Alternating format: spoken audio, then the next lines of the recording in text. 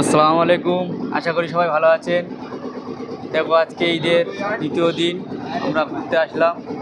দেখো আমরা বোটে টাকিতে আসলাম, টাকিতে ঘুরতে আসলাম নদীর পথে।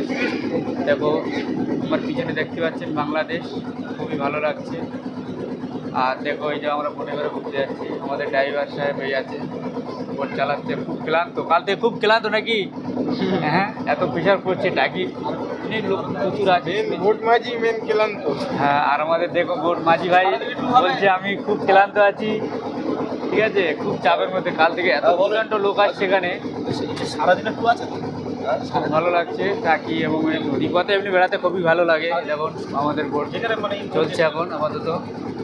দেখো আমার বাপু ভাই আছে, আজ আমার ভাইপো আজিবার আছে, রাকিবুল আছে, আমার ভাই বোটের মাথায় আছে আমাদের ভাইপো আশরাফুল আছে, রেজাবুল, মফিজুল।